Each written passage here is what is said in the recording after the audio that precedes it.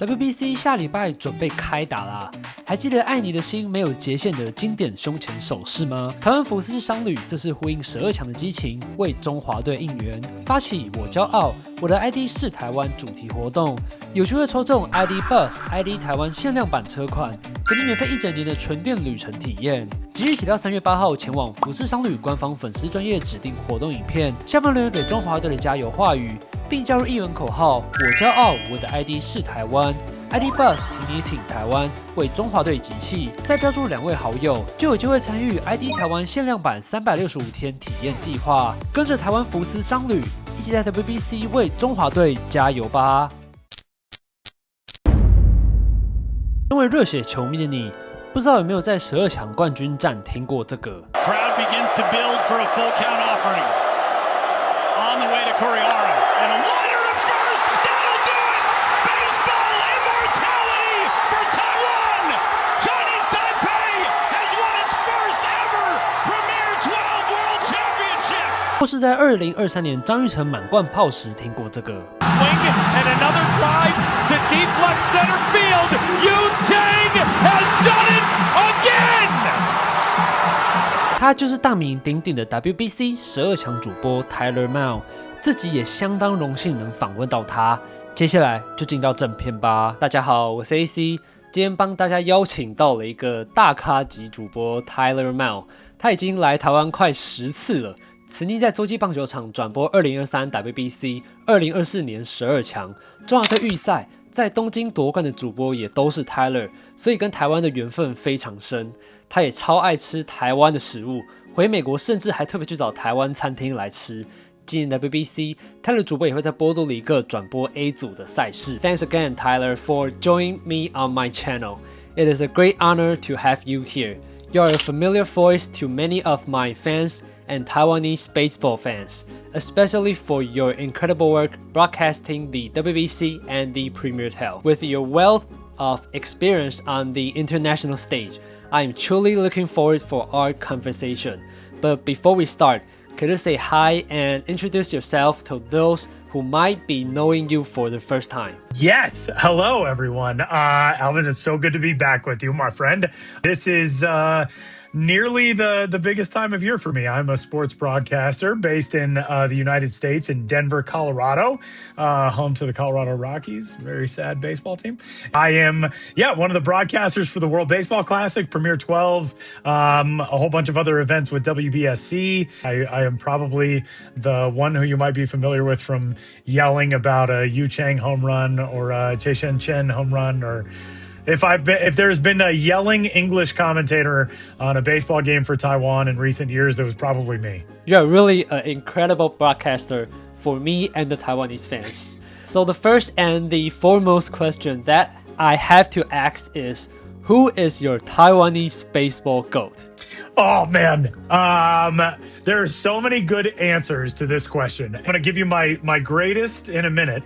But I remember the very first Taiwanese baseball player that I was familiar with as a young baseball fan was Chin-Hui Sao, who was a Colorado Rockies top prospect, was a fireballer throwing mid to upper 90s back in the early 2000s when really nobody was doing that as much as they are nowadays.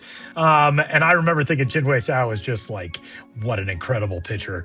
I had no idea that they were developing pitching talent like that in Taiwan. So he was one of my earliest ones. My personal favorite moment, which means maybe he's my personal favorite GOAT from Taiwanese baseball, is the Yu Chang home run from the World Baseball Classic in 2023. The Che Shen Chen home run at the Tokyo Dome was pretty cool too. My favorite name to say is Gangguan Gilligalau. Obviously, it's my favorite name.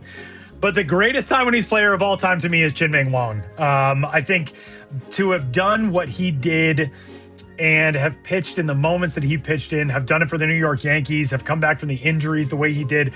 And now the coolest thing to me about Chien-Ming Wang is the fact that he is so committed to developing the next generation of baseball stars in Taiwan and helping out as a coach and helping out with the development of talent there. That's the coolest. I think what he did really speaks to the level of talent that exists in Taiwan, but also just how hardworking, how dedicated, how unflappable he was in big moments. There are very few athletes who do what he did.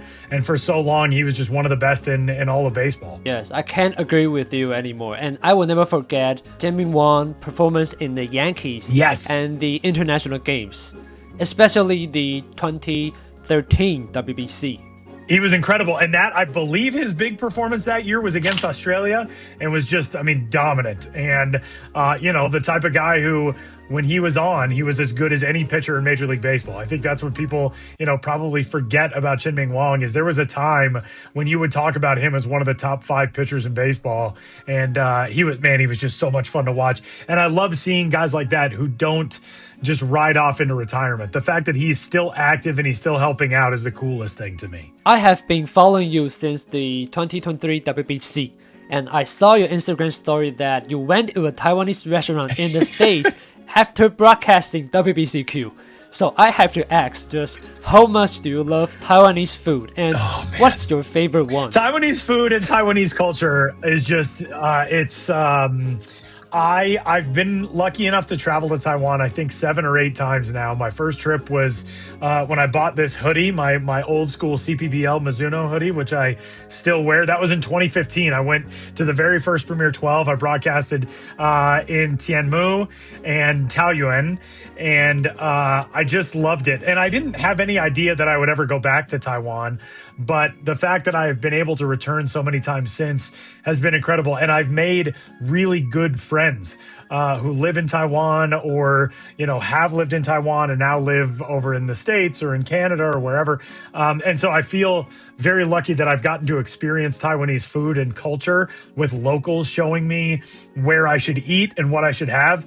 And all of it is amazing. Every hot pot place that I've ever been to, every type of soup that I've ever had, Taiwanese beef noodle. And that may have been the story that you saw.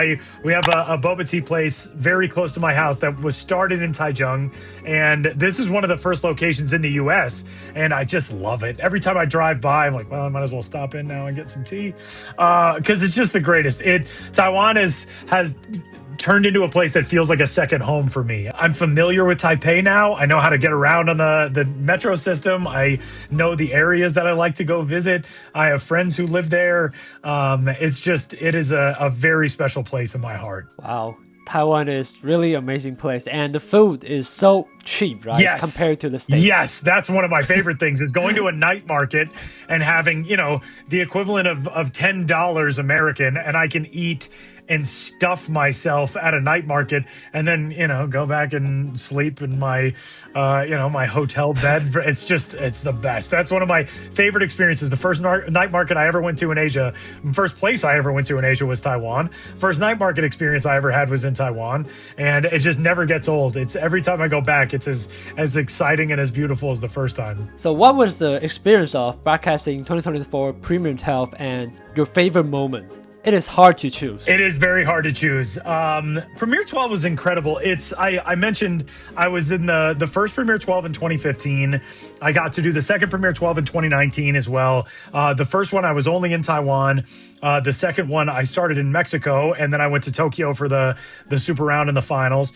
And then in 2024, getting to start at the Taipei Dome and then go to Tokyo and finish that event in the Tokyo Dome was incredible. Every edition of Premier 12 that we've done with WBSC just continues to get better. And, this time around, we're going to have qualifiers for Premier 12 in addition to just the 12 teams that will be entered into it. And so that's really exciting. But 2024 was just the best edition yet. And I think the most exciting thing was seeing the Taipei Dome and being able to be part of that. I remember the very first trip that I ever took to Taiwan, walking around and seeing the Sun Yat-sen Memorial and Chiang Kai-shek Memorial and wandering around.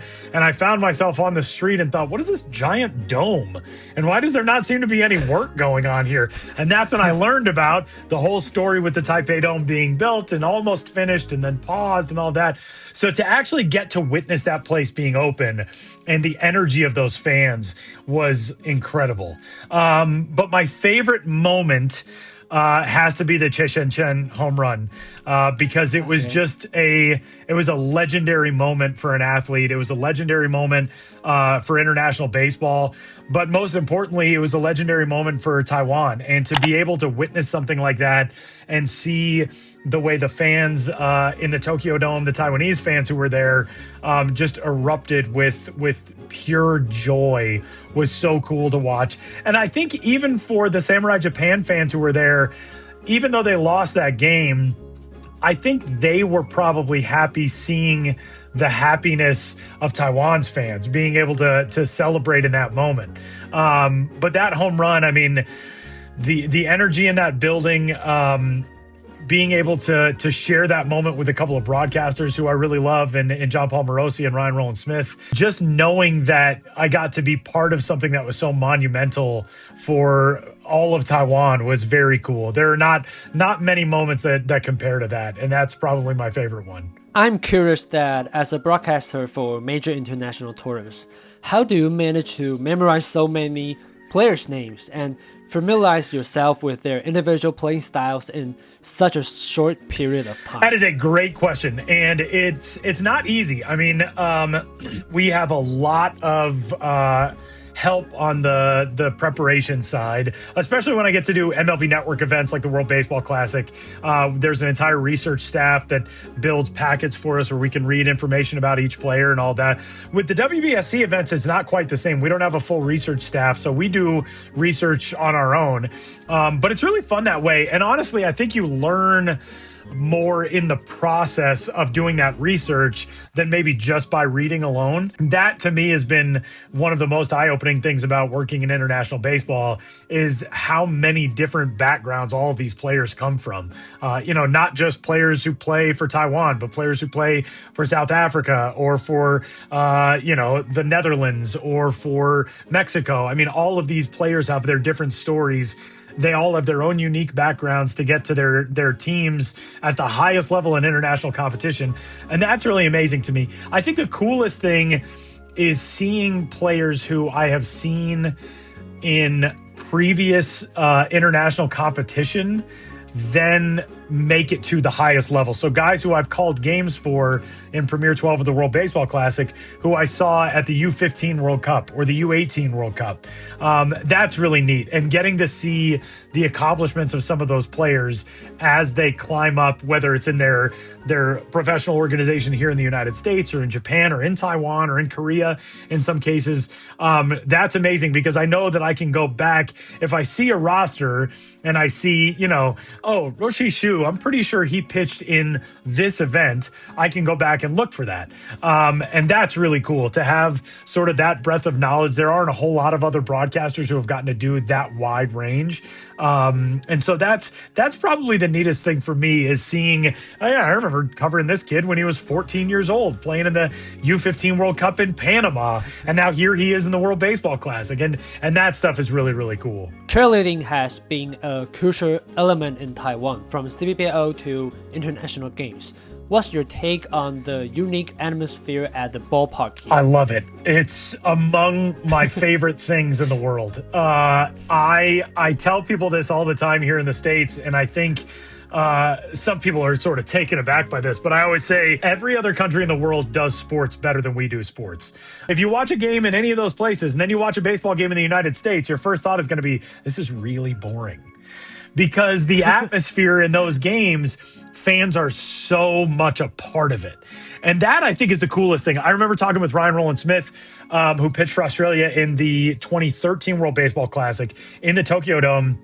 And I remember the first game that we did in the Tokyo Dome together in 2019 for Premier 12, Ryan said, you don't realize how much of an impact these fans have until you're on the field.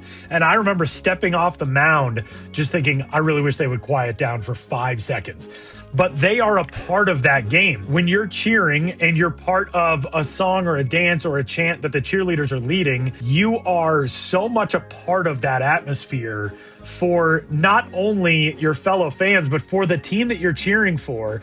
That to me is incredible. And we don't get that here in the US. It is such a unique thing that to experience it as someone who got to experience it for the first time as an adult is really cool. It's such an eye-opening thing to watch baseball in Taiwan, and it's something that I think Taiwanese fans should be so incredibly proud of, to have a sport that engenders that much emotion, and to have the cheerleading and the music and the drums and the chants and the songs. It is an incredible thing, and I hope it's that way forever. Yes, I think this is why nearly everyone loves baseball in Taiwan, and it is so energetic every game, regardless of the outcome. That's the thing I remember most from the 2023 World Baseball Classic, is that last game, the Chinese Taipei-Cuba matchup on Sunday. Cuba got a big lead early on. I think they were up 6-0, like going into the third inning.